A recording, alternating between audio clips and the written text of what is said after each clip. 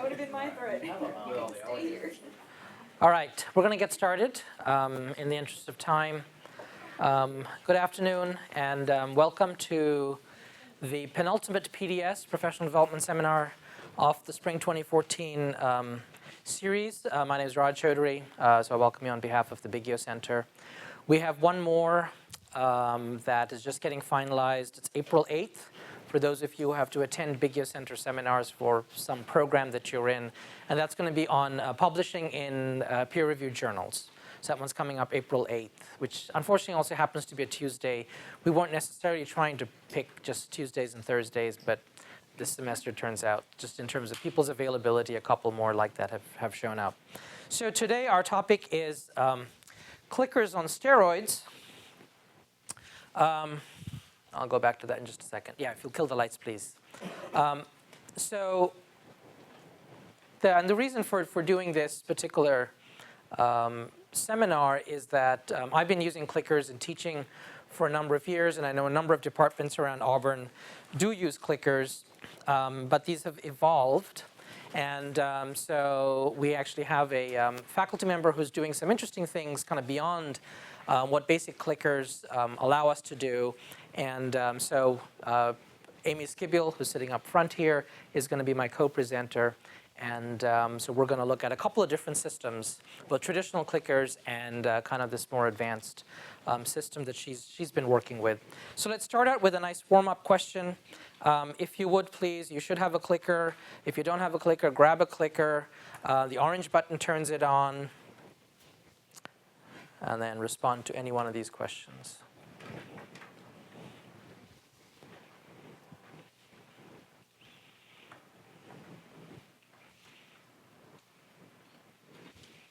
All you have to do is just press the button. You don't have to click send or anything in this multiple choice mode. Okay, so I'll just, as we go through, I'll be pointing out certain features just in terms of what the system allows us to do. The green number up here in the top right-hand corner, 17, that's our head count. Come on in, guys. There's seats up here, a couple of seats here, a couple of seats at the table. So we have 17 people who've responded in about 46, 47 seconds. And then if I look at this, I see that we have a wide range of experience, a bunch of people who've heard about clickers but haven't necessarily used them. We have, it's great to see, we have 5 people here who've used them in a bunch of classes. And it's always good to make sure that there's actually a reason for doing this. If all of you had answered E, I would say, well, let's go home then. You know, there's no point in having the seminar, right? So, so that's good. Okay. So our learning objective for today, and I've been working, Emad has been really trying to get me focused on thinking about what's the learning objective. And anytime we're in an instructional setting, we should really be able to define clearly what our learning objective is. So I'm not going to write it on the board. Rather, our learning objective really is that at the end of this session, right, you will have a greater familiarity and understanding of advanced uses of classroom response technologies, okay? And you will get to that advanced understanding through participating in interactive exercises that mirror educational uses of these classroom response systems. Did I miss anything, Emad? Does that work? That works. Okay, all right, I got the thumbs up from Emad. Very good. So that's what we're here to do. And, you know, clickers have been around for a while. So wireless clickers, actually, I started using them in 1999, okay? First systems, and, you know, that's actually quite a while ago, right? It's 15 years ago. And people use clickers for all kinds of interesting reasons. But as with many educational technologies, of course, it's not about the clicker. It's really about what you have your students do. And so what I'd like to do in my part of the time is take you through a couple of exercises that I think mirror some interesting things that students can also do with this technology. All right. So first, to get you engaged and a hook, right? So in many Western countries, beer is a good way to get people talking about stuff. Right? Okay, so make sure you have a clicker if you just walked in late. So here's something I learned on a recent trip. So that's actually my daughter. I don't know if you can see, there's a Yeah, there's my daughter at the Guinness factory and museum in Dublin. We were there over the winter break. She's got mighty big hands. So she does, yes. She can hold up some pretty big beers, she's... Dead? Yes. So we have a dead clicker. Okay, Imad, we got a couple more. We have a dead clicker up in the front. Like with any kind of technology, things die. Rita, we have a seat right up here. You want to squeeze in over here? It's all right.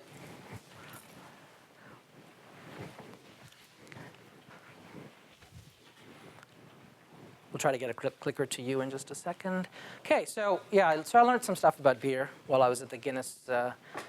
This was used to be the old brewery. Now they've turned it into a museum where you pay some obscene amount of money to go see how beer used to be made. But it was fun. It was actually pretty fun. Okay.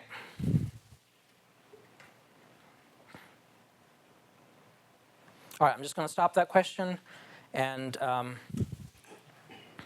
okay, so if you give a question on this, if you were teaching like in our Master of Brewing Science or Brewing Science Certificate program that Auburn's just about to put online, okay, actually that's a real thing, and you give a question like this would give you some cause for pause. So I'd like you to take 30 seconds, turn to your neighbor, and see what they answered, and see if they have any more beer knowledge than you do. And let's try to get these 5 choices down a little bit. Take 30 seconds. I'm pretty sure it's not A.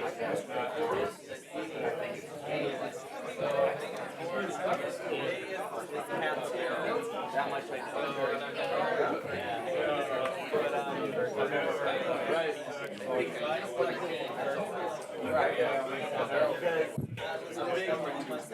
in the olden days, they've been stopping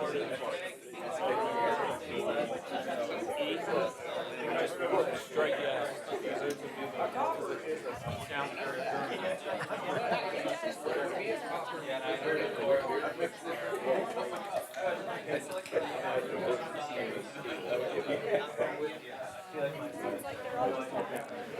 All right, so you've had a chance to discuss. Let's see if, as a result of your discussion, your vote changes. So we'll re-vote on the question. Go ahead. Let's re-vote post-discussion. Can we narrow that down a little bit?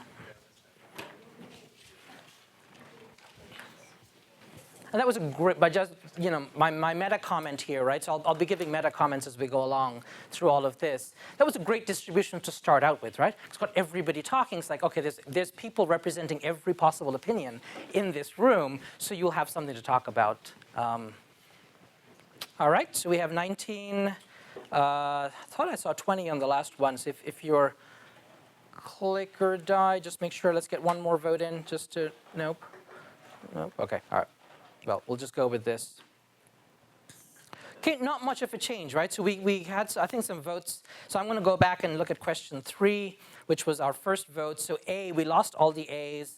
A's have disappeared, but there's this major distribution still. Okay, so, right, I pull a question out of the blue. You guys have no idea. So I don't expect really much in terms of convergence to a correct answer. So but at this point, you actually want to know the correct answer, right? So you actually want to know the correct answer. So I created some need for wanting to know, right? Okay. All right, so it's a copper. Okay, who knew? Has to be imperial pint because of pints and in the US, barrels are different measurement than the imperial ones, and you know how this thing goes, okay? So anyway, well, thanks for playing along. That was good, okay? All right, so let's, many of you are, I can see from the audience, I know many of you represent the sciences, and the sciences, we do all kinds of technical stuff. So let's look at a technical question.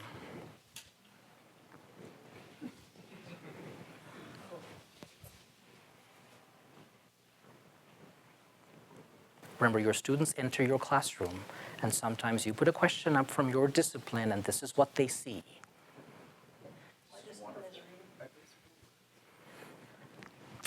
Their English language letters put together in...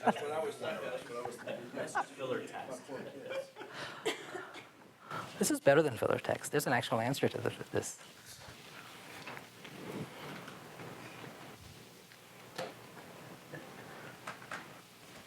right? In the engaged audience, people are reading.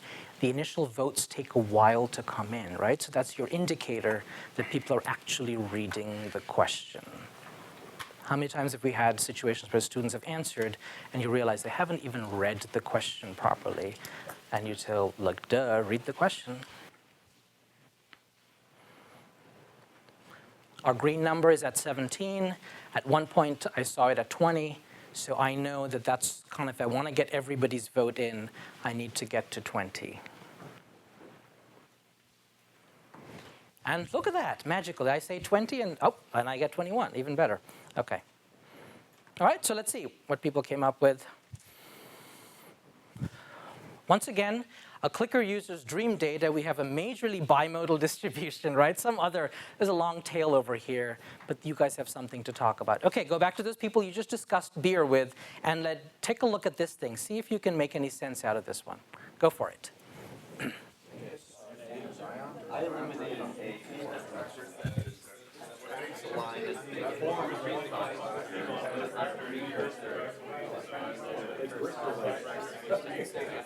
then I went to this next question, so it's, I don't know, until I cleared the question or whatever. I estimate a large amount of ferron. Eventually there's a bunch of processes which lead to tracks Y. So therefore I saw something with ferron and then something What do you guys pick? Zionter. Zionter? Okay. Right, because it's a precursor. You're looking for a precursor, right? Right. So Zionter is a new form of Traxylene. Okay. How about over here? What you pick? A, because of the first sentence. Because of first sentence. Okay. How about you pick B? Okay. Because. Okay.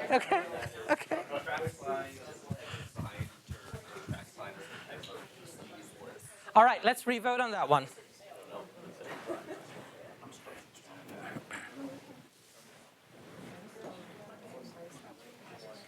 We have one more seat right over here behind the filing cabinet. I did last.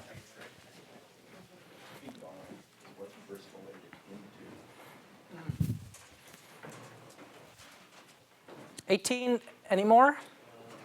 Any more coming? 20. What was our magic number we hit last time? 21. Well, somebody's probably busy getting drinks. Okay, it's fine. So what happened? So you guys at least went from this, right? That was our first version. And then without me teaching you anything about Traxylene, we now have a serious majority on the Bs. So some B person want to share with us why they chose B? There's a bunch of you, so.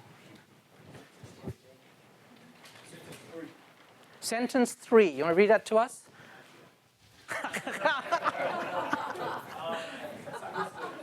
Kerostanians, Gistrolate, Gristrolate, Theban, and then Bracter, Pontil, Traxel. So I thought that Theban or Theban was a precursor to Traxel. Okay. What he said. That would be my response as well. Okay.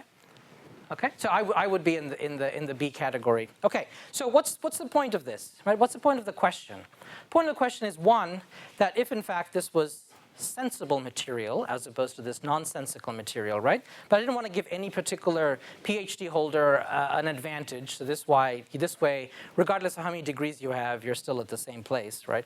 Happy to be a Kerostanian myself. Oh, were you? Okay, all right, okay.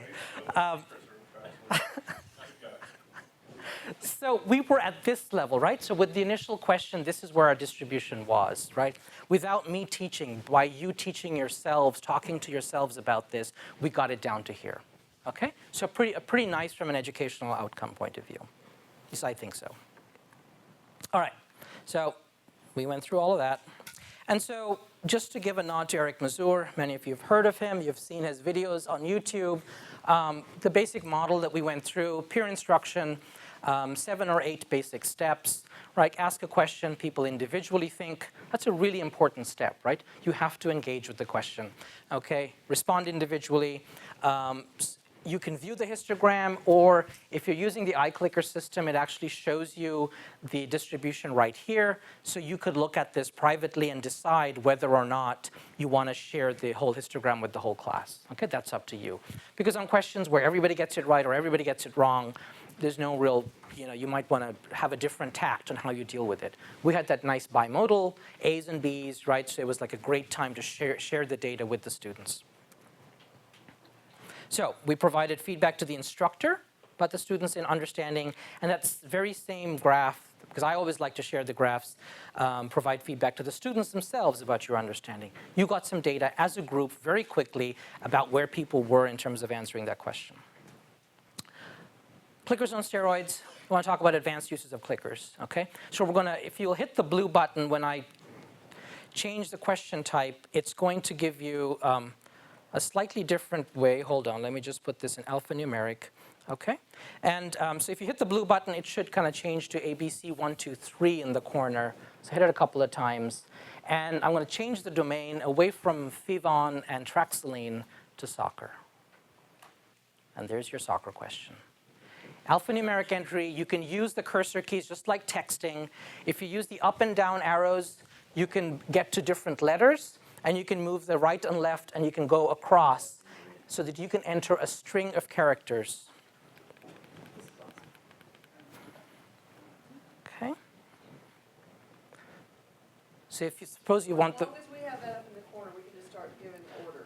Right. And then hit send when you're done with the whole string of characters, whatever your answer is. Okay? So if you want to start with A, hit A first. Suppose you want to answer A, B, C, D. Hit A, then move the cursor key over one. Hit B. Okay, move it over one more. Hit C. We'll move it over one more. Hit D. So you should all be able to generate a string. And then hit send. And my thing here is dead, so I can't practice this. Everyone okay in terms of getting into the system using it? Okay. Were you able to get a response in? Hit send? Yes. Okay, very good. Okay, I have 14 responses down here. Takes a little bit longer. You got to think about it.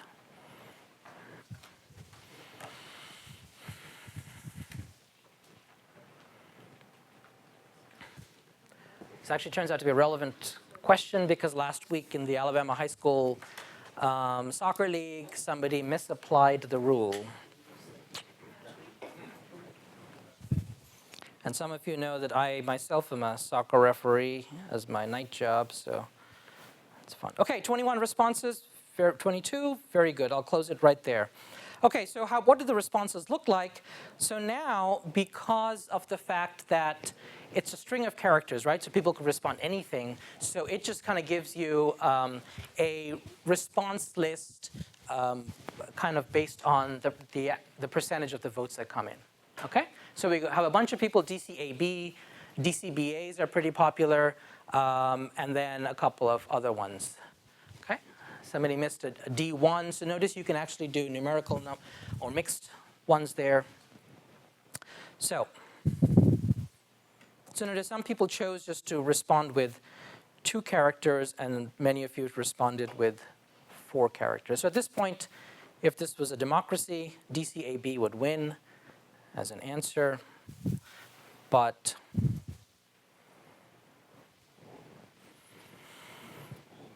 right, if somebody hits each other, that's a red card in soccer. And so there's red card means that you have to play man short. So no substitutes come on. Okay? Okay, tricky. Okay? Now that you say that, I remember from listening to the World Cup a few years ago. Okay, okay. I'm getting ready. Okay. So when do you want to have students talk about a question being tricky? When they're in class and you can talk about it, or when it shows up on the exam? In class. In class, right? So you have a chance to address it. Both? Okay? So the tricky is one part. The way I look at it is, does the clicker give us a tool to get beyond the surface knowledge, right? This gives us deep knowledge. So I recently did this same question at the AAAS meeting in Chicago, American Association for the Advancement of Science. bunch of scientists from all over the world, okay? And most people fell for because there's 4 choices, you want to give 4, okay? But you had this couple of smart grad students from somewhere, and they just answered 3 because they were soccer people, and they just knew that, okay, I'm not going to fall for the temptation. I'm going to stick with just the 3 letters, DCA. There's no B in there. You can't get the substitutes, okay? So kind of question that you can now ask where by omission of the response, you're showing your knowledge. And that differentiate between lucky guesses, right? You can't do a lucky guess on this one so easily, right? You have to get it right. All right, so come back to more serious content. Stay with the idea behind the alphanumeric entry, and we're not going to do any organic chemists here, by the way? No organic chemistry. Oh, okay, all right. Well, I don't know any organic chemistry either. But what Richard Morris and Dick Morrison has done, he's developed a whole bunch of uses of clickers in more advanced kind of situations. So here is Diels-Alder reaction partners, okay? And so the way that you have to, we're not going to actually respond to this one. Rita's ready to go here, so I'm sorry. Did you know the answer? No. Oh, okay, all right, okay. Maybe she did, okay. So the idea is that they're reaction partners, right? So you have to pick one from group A and one from group B to end up with that product at the end. Okay, so a lot of us have processes that we talk about, right, where there's a choice in step A. That's the end product that you want to end up with, something out of A and something out of B. Okay, so what he does in this particular case, the answer is already 27 is the response you want because it's number 2 out of the first group and number 7 out of the second group. Okay, now, what he's done actually, he's actually done these kinds of questions and collect data from hundreds and hundreds of students. So he actually knows that if people pick 1, 3, or 4, right, in the first one, those parts of the question actually probe their understanding of regiochemistry, of ring substituents, okay? And then if you pick 16 or 38, those are people who have this particular conception in their mind, okay? And so if you pick 25, then you have a problem with understanding the stereochemistry of the Diels-Alder reaction because he's collected all this data. Okay? So now you can probe a little bit deeper. Here's an even more neat one. Okay? So you're given that structure all the way on the right-hand side. Okay? And now you're given all these choices of the different groups that could comprise this organic compound. Okay? But in naming organic compounds, not only do you need to name off the group, but there's a particular nomenclature in terms of how you order those different branching points within the compound. Okay? So it turns out that when you actually talk about that compound, the way that the different bonds are numbered is that way. Okay? And then if you know that, okay, the actual response would be 3, so at location 3, I would have H, okay? At location 2, okay, I would have a G, the methyl group, and then I would have a pentane attached to that, okay? So the correct answer here is 3-ethyl 2-methylpentane, okay? So a lot of deep information coming out of people responding. Okay, so there's multiple pieces of information that you're getting about students' understanding of this very important part of organic chemistry, naming the compound.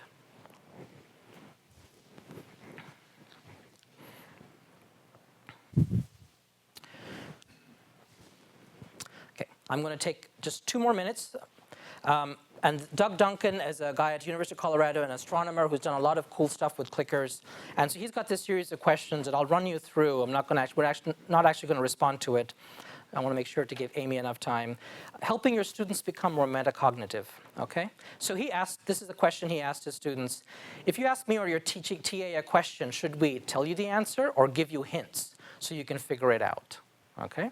And it turns out that, almost 50-50, there was a bunch of students who still wanted the TA to just give them the answer, and a little bit more, a slight majority actually wanted them to figure it out, okay? Then the other question was, which do you think results in more long-lasting learning? When my TA tells me the answer, or when she gives me hints, okay? And, students are catching on now. They realize that, the TA tells you the answer, it's probably not going to be as long-lasting. And then, this is a great question. Do you expect one day to have a job that requires you to figure things out on your own? Yes. So like, this is one of those duh moments, right? So how should you deal with your TA? Okay. I'm going to close right there. I can take some questions about Clicker while Amy sets up for part 2 of our presentation.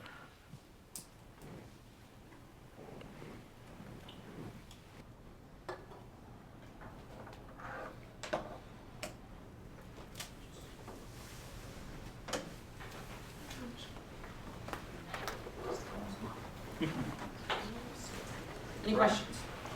Yes. Has the university picked a particular platform that they would, that everyone should be a part of, or is there a little bit about that? Like a common Clicker platform? Or So almost de facto standard without really trying to.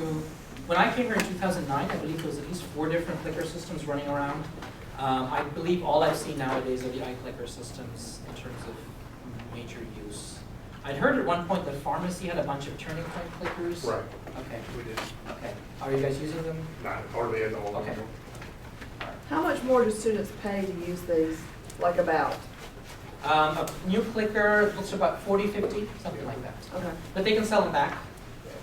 They can sell them back. And you can actually use them in different classes. And of course, they can use them in as many classes. If we had, multiple classes using them, sometimes they'll hang out.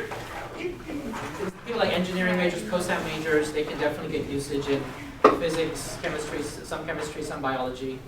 I only had one student that did not already have one. Only had one student Out who of did not. 250. Out of 250 in genetics, right? Yeah. Yeah, so that's, Is it, I mean, it's a single function device, right? Right. So is there any kind of hesitation in terms of, a couple of concerns like I can see there. One is, well, I have to buy, and it only does this one thing. And second, if I don't have this one thing in class, what are the alternatives? right, so if you put the smart clicker users or professors who want to reduce their administrative burden, what they do, they see something like, okay, you'll get the clicker participation points if you respond to like 80% of the responses over the semester. And then on any given day, if you forget it, well, fine, just, we're not going to worry about it. But if you want to be really, picky about that, then it's just a bigger administrative burden on you. I love the single function device. It's one of those cases where it's flat, it stays on the thing. It's not a phone that can have all other kinds of, distractions and temptations. Because obviously you could do this with any kind of a phone or an iPod or an iPad. But the focus on the single function is really important, I think, for engagement. Question? I'm trying to remember now. Oh, sorry. I think I was going to ask whether they're ever actually going to integrate it with Canvas. I mean, it'll output a file we can upload, but that file has to kind of, like, I still have to massage it. No, Click yeah. it more than one, like it. Right, okay, Like- okay. Yeah, I know there's still some rough spots there. I think they're working on some LTI integration, but. I just didn't know whether they're like actively, they were I still believe trying they to do are. it. Definitely from Auburn, they get a lot of complaints about Canvas integration with the data. So I know that they are aware of it. And hopefully they're responsive. I don't have more details. Oh, my comment was just that I had actually originally planned to use one of the kind of web-based polling kinds of things, and it turns out that the infrastructure in SCA 101 isn't sufficient for 250 students to To get all online. use the Wi-Fi. And that's one of the So this questions. is Yeah. more stable. Absolutely. So it's a great segue, thank you. We got the perfect segue for our next speaker. Amy Skibiel teaches in the Department of Biological Sciences here. She is an Auburn PhD and then went off somewhere to do a postdoc and is back with us. And I'll get out of the way. So she is going to be talking about what if you actually want to use Wi-Fi devices and something with more horsepower than the simple clicker in terms of doing similar kinds of student engagement. Amy, over to you. Okay, so I'm going to be talking today about Learning Catalytics, which is this web-based program that I started using last semester in my anatomy and physiology classes, and I got such great positive feedback from my students that I decided to integrate it a little bit more into my classes this semester. And so just to kind of give you a little bit of background on the history of the program, It was developed by 3 individuals at Harvard. So Eric Mazur and Gary King are both faculty members at Harvard. Brian Lukoff was a postdoctoral fellow at Harvard at the time. And their teaching philosophy was that it was the responsibility of the instructor not only to convey information to the students, but also to help students assimilate knowledge. And so they wanted to create a more efficient technology in order to achieve that latter goal, to help students assimilate and apply the knowledge that they learned in class. And so they developed learning catalytics. And this has only been in existence for a few years now, and it was acquired by Pearson last spring, if I'm correct. And we actually have our Pearson consultant, Sean, back in the corner. So if there are any questions you guys have that I can't answer, then he would definitely be the go-to person to talk to. So Learning Catalytics is this web-based program. It's this platform for student engagement and educational assessment, and it uses the student's own web-enabled device. So they don't have to purchase an additional piece of equipment, they just use what they already have, whether that be a laptop, a tablet, or a smartphone. And this technology is based on pedagogical research showing the benefits to the students of peer instruction, of student engagement in the classroom, and active learning. And I promise I'm not going to lecture at you the whole time. I'm actually going to show you how this works. But some of the benefits of Learning Catalytics are that it encourages and facilitates peer instruction. So there are different response types that you can set up for modules in your class that you set up in Learning Catalytics. And so you can have students answer questions individually. You can have students answer questions as a group that you set up a priori at the beginning of the semester. Or you can have students answer questions individually and then answer as a group. You can assess student knowledge in real time. So as students are submitting their answers, you see the results displayed on the instructor screen. And this is really valuable because you can make immediate modifications to your lectures. So if you notice that a student is having a hard time with a certain concept, then you could spend more time discussing that particular topic. And you can also immediately respond to and eliminate any student misconceptions and misunderstanding of that material. So that's one benefit of using Learning Catalytics. You could also use Learning Catalytics as homework. So if you wanted to, you don't have to do this in the classroom. You could assign Learning Catalytics questions for students to answer outside of class, and then the students would receive immediate feedback on their responses.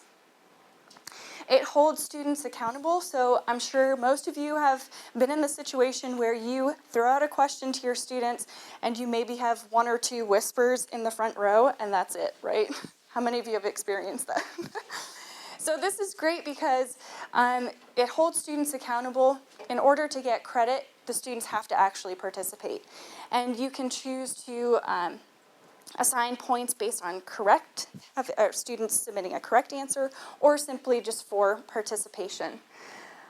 One of the things that I really like about Learning Catalytics are the variety of question types that you can use, and I'm going to be showing you some of these question types a little bit later on. There are actually 18 different question types that you can use in Learning Catalytics, and so you can really use these different types of questions to achieve different student learning objectives. So if you are interested in teaching your students critical thinking skills, or how to work in a team, communication skills, how to apply knowledge to a novel situation, you can choose a specific question type to achieve that student learning objective. There's a nominal fee for students to access Learning Catalytics. I think it's $12 for a 6 months access. It's $20 for 12 months. So it's a really nominal fee. This was important for me because I didn't want to add financial burden to my students, especially on top of what they're paying for tuition and books and all of that. And finally, most importantly, the students really enjoy using it. So they are actually having fun while they're learning in class. All right, so as I mentioned, I teach anatomy and physiology. they are huge class sizes. So I have over 300 students in my typical class. And so I like to use learning catalytics to get my students engaged, but you could equally, just as effectively, use this technology in a small class size as well. And what I do, the way that my course is structured, is that I typically lecture, and then I have students answer typically weekly learning catalytics quizzes in class. And some of the questions I give my students to answer in learning catalytics are just kind of regurgitation, because anatomy is like learning a new language. So there's a lot of vocab, there's a lot of memorization. But the majority of my questions require synthesis, critical thinking, and application of knowledge. And so I'm not going to go through these lectures because I'm not going to give you an anatomy lecture here today. That's not the purpose of this seminar. But the next 3 slides are just a typical lecture, portion of a typical lecture that I would give in my class. And I'm showing you this because I don't have a lot of fun questions like Raj did. The questions I have are the types of questions that I would use in my class, and the hope is that it will help you kind of think about how you might implement some of these different question types in your class. So something that I teach my students are different anatomical terms, and this is really important in anatomy because students have to be able to discuss locations of tissues and structures and organs and so on. And so I'd give them a series of anatomical terms. The ones in parentheses are synonymous, so there are multiple terms that have the same meaning that they would need to know. But those terms are based on a bipedal organism, right? And so in a quadrupedal organism that has a different orientation, we would have a different set of anatomical terms. So they don't necessarily have the same meaning in a bipedal versus a quadrupedal organism. And so I would explain the differences in those to my students, the differences in terms. And then another part of this lecture is I would talk about the main body cavities that house our internal organs, okay? That's all I expect you to know about that. As I mentioned, we're not going to go in detail with an anatomy lecture. So what I want to do now is switch over to learning catalytics, and I have a series, I have a module set up, a kind of sample class, to show you how I would use different question types to challenge my students to think about this material a little bit differently. So let's go ahead and do that.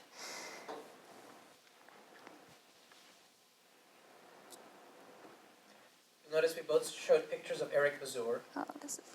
So Mazur saw the limitations of clickers and then was working on this expanded system. There we go. Okay, so I've got my sample course here.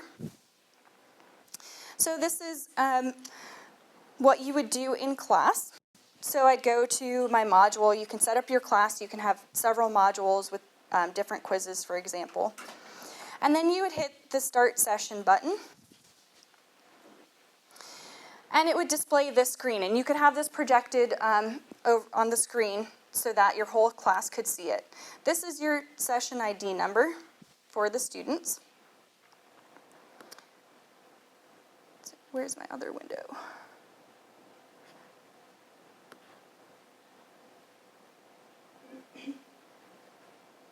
This is kind of annoying that my screen is smaller. But what I'm going to do is go to student view so you can see what this would look like on the students' devices that they have in hand. And I apologize, it's not so interactive because it would require you to be able to bring your devices and log in and all that stuff. But this will give you an idea of what the students see when they log in. So the students log in with their registration information. They enter in that class session ID for that particular module, and then they wait for the instructor to deliver the question to their device.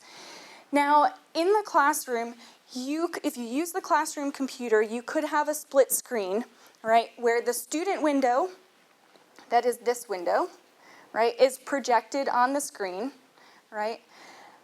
And then you also have the instructor window that the students can't see, right? I personally like to have the instructor screen on my iPad because it allows me to be mobile and I can walk around and engage with the students while they're taking the quiz, right? And so I can actually control the delivery of questions and the end of questions for these quizzes on my device, right? So we'll start with the first question, right? And this is just a typical multiple choice question. And I really like this question type because it requires students to know the anatomical terms, it requires them to know the differences in a quadrupedal and a bipedal organism, and it requires them to know what the different body cavities are. So this is a type of question that requires synthesis of information, right? So what the student would do, so again, this is what the student is seeing on their device. This is what would be projected on the screen for the whole class to see. So everyone in the class can see the question.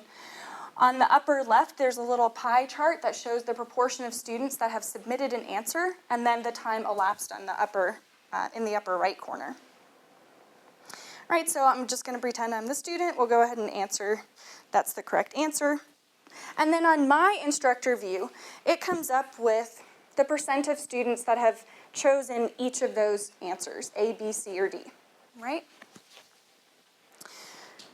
All right, so then after a certain amount of time, I would stop delivery of that particular question, and we'd move on to the next one, right? So that's just a typical multiple choice to start off.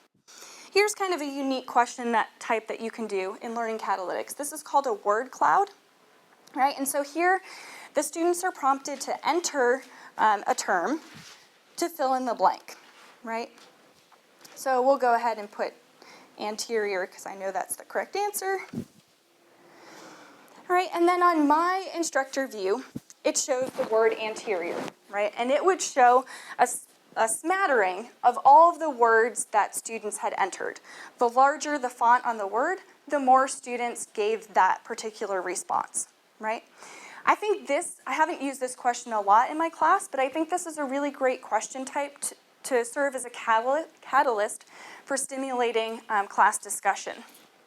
So you could say something like, the majority of you responded with this particular word. Why is that? Why do we associate this word with this particular phrase? And so on.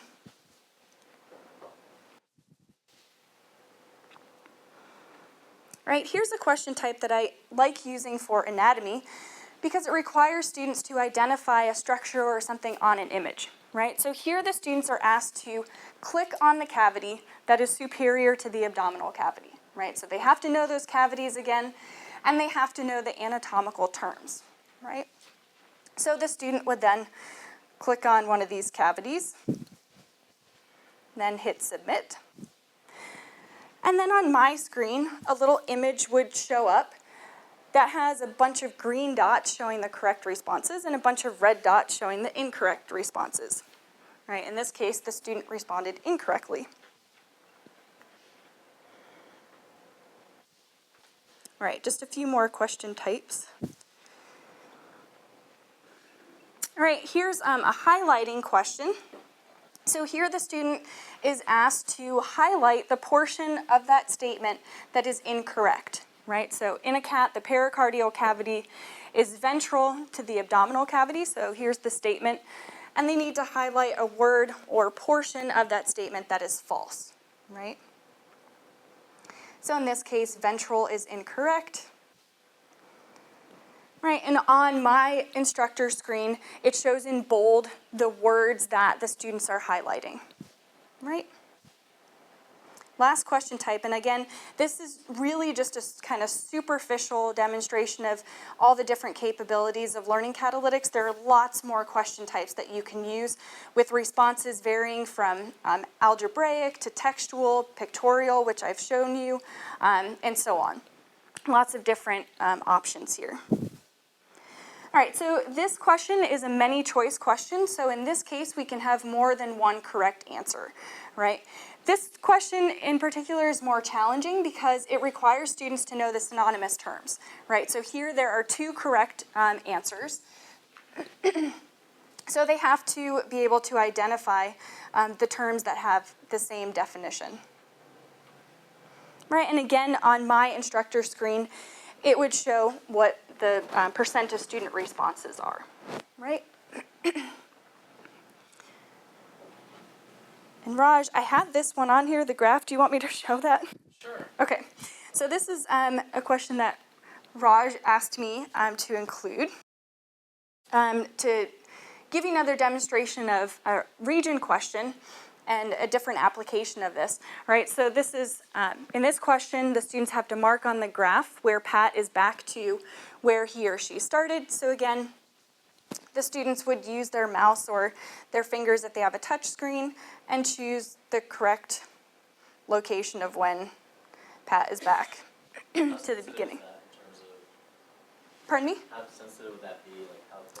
So you actually designate the area in which students have to click to answer correctly, so it's up to you.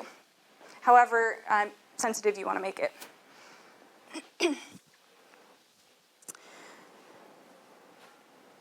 Okay, so after the students have a chance to answer all of the questions, what I typically do is go back and deliver the results to my students. So the students can actually see the results on their devices. All right, so this is these are the results for that first question. So the students would see the distribution of answers. And then I would discuss the answers with the students so that they know why the correct answer is the correct answer and why the incorrect answers are incorrect. All right, so that's learning catalytics. Just have a few more things that I want to show you, and then I'll take any questions. So next I'm going to show you a demonstration of learning catalytics in action. So this is a video recording of learning catalytics being used in my class this semester. And this was recorded by Roland. And what you're going to see is the students are answering 2 questions in learning catalytics in this class. The first one requires them to apply knowledge, specifically to the state of a diseased individual. So they've learned the background information in lecture, but they've never, they haven't learned about this particular disease and what would happen in this particular individual. The second question is a little bit more straightforward. But what you'll see is, after I got the responses back from the first question, I wasn't entirely satisfied with the number of students who answered correctly. And so I used the peer instruction capability in learning catalytics to allow students to talk with one another. So in learning catalytics, there's a grouping function, which you can have the program group students based on a number of different criteria. In this case, I had the program group students based on dissimilar answers. So a student who answered correctly was paired with a student who answered the question incorrectly. All right, and you can see every time that I've done this in my class, the answers have improved the second time around, which is expected. So on the students' devices, they see the name of a person in close proximity to them with whom they are expected to discuss the question, and then they have an opportunity to answer again, right? Overlaid on the screen is the question that's projected to the students, and then after we've answered the questions, you'll see the results are also overlaid on the screen. And you'll see I talk through the answers with my students afterwards. So let's go ahead and watch this. Are we good? All right, let's try to turn this up as much as possible. Can you guys hear that? Again, we're answering these on our own. You plugged in? I don't think I'm hold in on. the speaker. Where's your sound?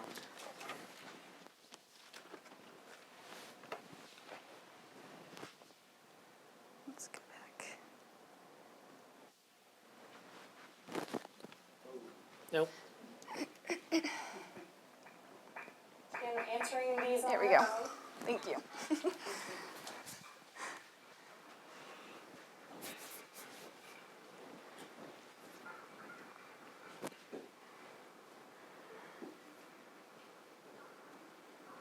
So do you have a seating chart that you have assigned seats? Yeah, so when you set up your course, you can enter a seat map in. So then when the students log in, they choose where their seat is. Those of you that are doing this on paper, please be sure to write this answer again after you discuss with your partner, right?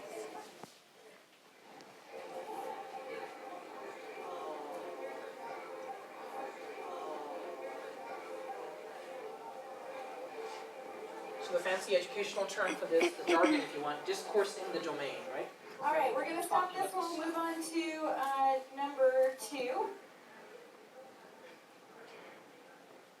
right, we're going to do this one on our own. This is your bonus.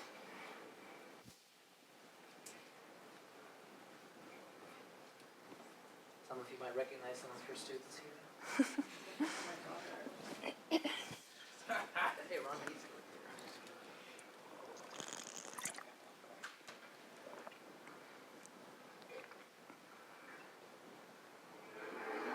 All right, so let's look at the answers for the first question.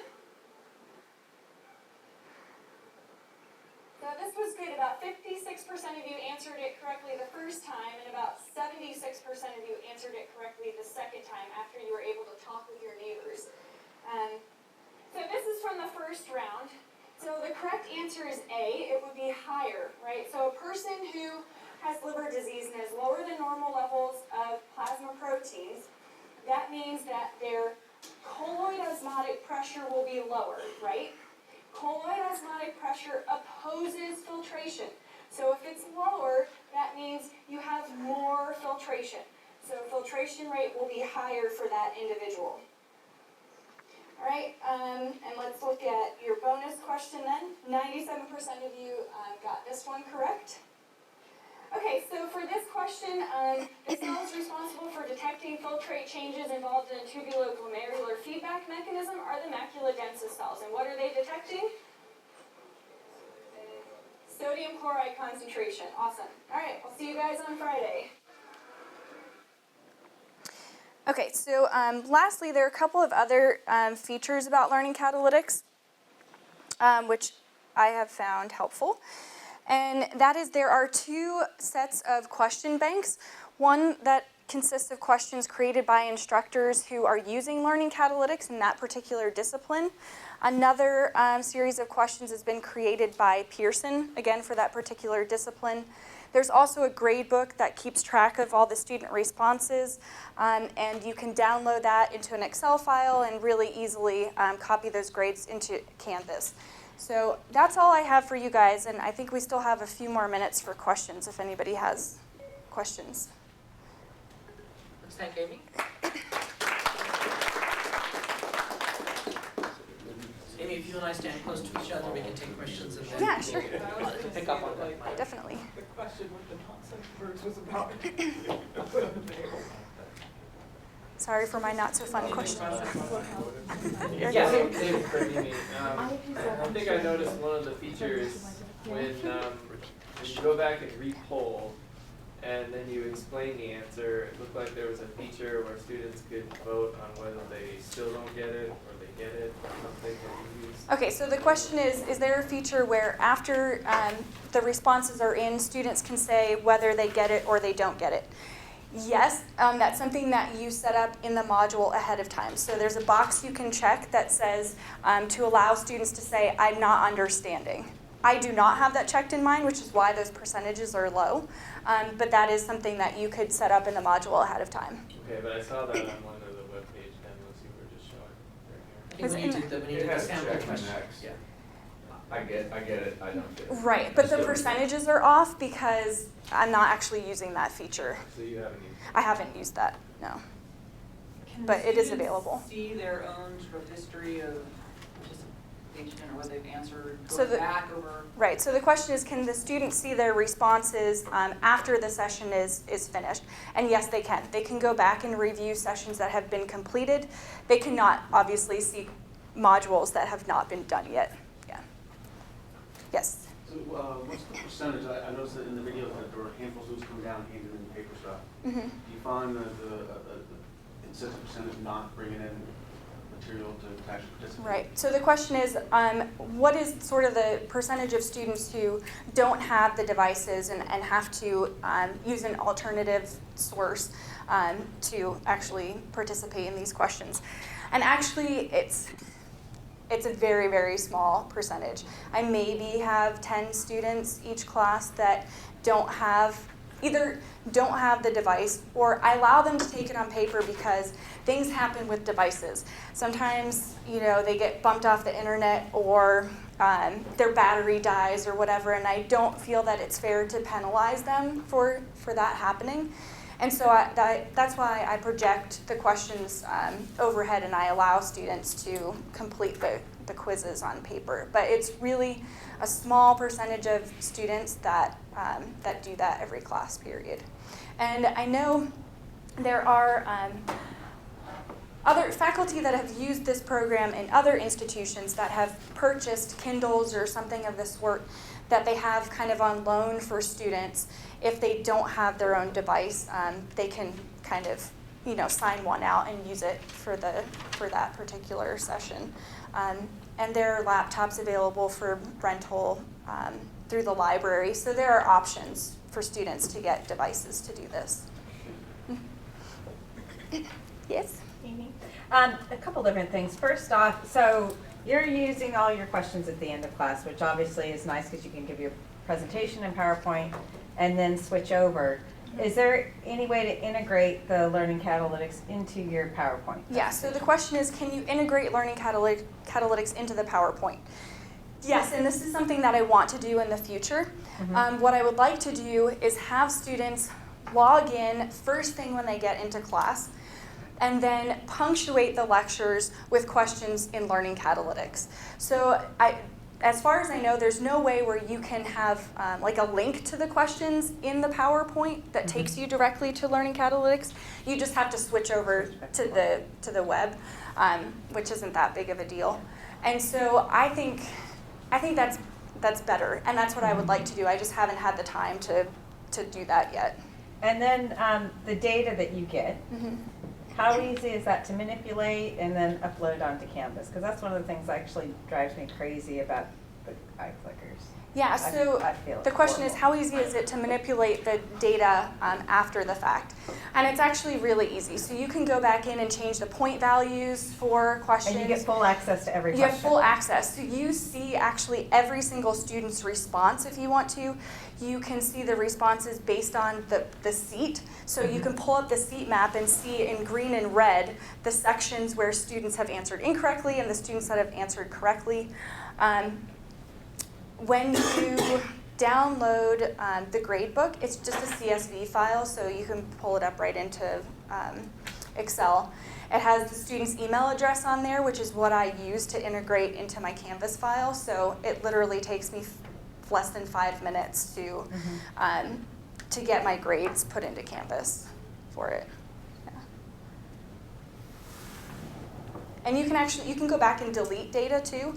So if you decide you don't like a question and nobody was really getting it, so you don't want to assign points for that question after all, you can just delete that question, and it will, recalculate the grades. So are you using it in your classes like a participation, like 10% participation type thing, or are you actually giving quizzes? So the question is, am I giving quizzes or am I using this just for participation? Last semester, I did it just for participation points, and all the points students got were bonus. The reason was that I started this late in the semester. It was after my mid-semester evaluations that I did through the Big EO Center. The students wanted some kind of bonus points because they weren't doing great on the exams. This semester, what I've done is included it in the course grade. Only 20 points, though, are counted towards their course grade for these quizzes. After 20 points, the quizzes are bonus. Let me just, before we go to the next question, address also the infrastructure issue, which is something that Rita brought up. Right. So when Amy said that we were talking about her mid-semester evaluations, and we decided she wanted to try something, we actually got in touch with OIT, and it just so happened that the rooms in which she was going to be teaching were recently upgraded OIT Wi-Fi rooms. Okay, so there is a campus-wide effort on. to upgrade the Wi-Fi so it can handle, 400 devices. That's our number, kind of 400 devices, going on the Wi-Fi at the same time. And OIT is aware of that.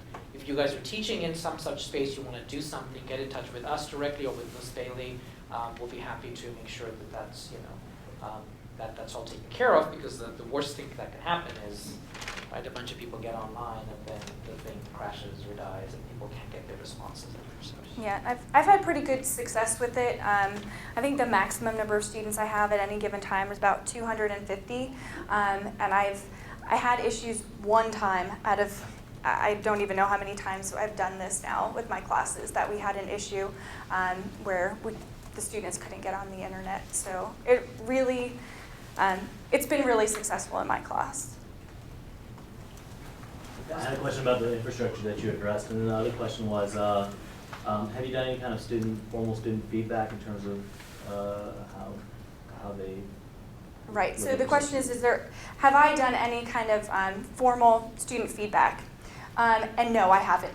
I haven't actually collected any data on student, differences in student performance before or after learning Catalytics. I did notice last semester that once I started implementing learning Catalytics, there was an increase in the averages on the subsequent exams. Now, whether or not that was because of learning Catalytics or something else, I can't really speak to that because, again, I didn't set up a study to address that. And the students have done surveys through Learning Catalytics. I have not seen that data yet, so I don't know what my students are saying about it yet, other than the messages that they can send you messages while they're taking the quizzes.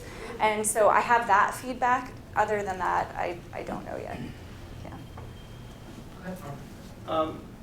Where are we going with iClicker and now Learning Catalytics? I mean, there are these learning systems. What's going to be the future of this? Because I've learned, I'm using iClicker now, I'm getting kind of used to it. Now it seems like there's this other thing we can go to. Where do we go? So I'll take my shot at it as a old seasoned instructor, then as a new instructor, we'll get Amy's take on it. I think there's always going to be the next thing, right? I think the reason we wanted to do this particular session as a seminar was to actually contrast and compare the two, to really so you have them side by side and look at them. And I think a stable technology such as iClickers have a role, right? They are a single device, single function device. So I think there'll continue to be a role for those, just like you probably have a toaster at home that just makes toast, and that hasn't changed in 50 years. Yet there's multifunction devices that make toast and do other kinds of things now, right? There are ovens, this, that, whatnot. And so I think the same kind of thing will be true for, learning technologies in general. However, that other device that you have in front of you, the iPad, right, is a pretty exciting device as well, we think, because it's got some other capabilities that can really, bring whatever level of engagement. Ultimately, it's about what do you want to do with your students, right? Given the number of students, given your educational goals, the technology is there to support it. So that's, but it's exciting that new things keep coming along. I think I would have essentially answered the same way in that with technology, we know it's always evolving. It's always, there's always going to be a new and better thing. iClickers might change and create a new device that can handle different, question formats, who knows? But right now there are other programs that are accessible. And again, for me, one of the big things, one of the benefits of using Learning Catalytics is the nominal fee for my students. They don't have to purchase another device. So again, you have to weigh the benefits and costs and decide what your objectives are in the classroom. Can I ask kind of a simple question to our Pearson representative? Sure, yes, question for Pearson rep, yeah, go ahead. Where are you going to go in terms of, is there any possibility of any better integration with Canvas or those learning systems? Sort of where do you all see? Yeah, right now, this is the first semester that we integrated with our online technology. So if any of you are familiar with our MyLab and Mastering, I know Amy's using it in Mastering A and B right now. So that was the first semester that's been integrated with, again, those programs. It's still able to be offered standalone by itself through learningcatalytics.com. And by the way, you can get a lot of information there as well. But I definitely see Pearson in general, everything is moving towards LMS integration. I know there's a lot of Blackboard users, so we're pretty much all of our online stuff is being either has been or in the process of being kind of a tight integration. So I don't think the Learning Catalytics can be, I mean, you can link out to it now, but in terms of a tight integration, it's not available right now, but again, it's going to have to be because that's what institutions are doing now. So it's always headed in that direction. I have one question. We heard a couple of things about iClicker data integration.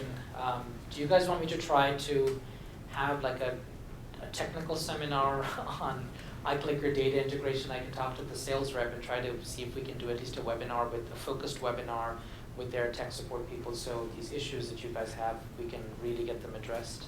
Some of the issues I was having, I mean, I talked to Amanda and there was just no way to get around them. So for example, where I had some trouble early on in the semester, I was doing a poll-repoll type thing, and it was clear that a lot of the students didn't realize they were required to do the repoll, right? So I decided I wanted to throw out the questions, the repoll questions. Yeah. And there was no way to do that. To delete the question. Delete the specific question. I see. Okay. And anyway. Okay. Yeah. It was very annoying. Sure. And technology always has annoyances, right? Every technology has its annoyances. Absolutely. Other questions? Yes? So, detailing thing. So that many choice question, it seems like that'd be really difficult to assess or give a grade to. How do you manage that? Well, so when you're setting up these modules, I should repeat the question. So with the many choice question, how do you assess whether a student answered correctly or incorrectly? So with all of these question types, when you're setting up the module, you input the answers, right? And so for the many choice question, it has blanks for the number of choices that you want to offer students, and you click on the ones that are correct. And so a student would have to choose all of those correct answers in order to get the points for that particular question.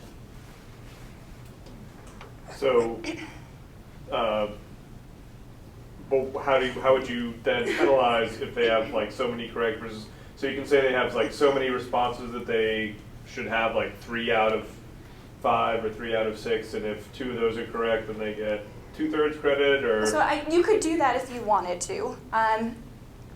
So you can go back and look at what individual students responded, and then you can decide if you want to offer, partial points for getting 1 versus all 3 of the responses. For me, it's all or none. So you can do it. It's a little bit more involved because you have to go back through what the student responses are and then make an adjustment in the grade book for it. Yeah, as of right now, I don't think there's a way to do partial credit for a question.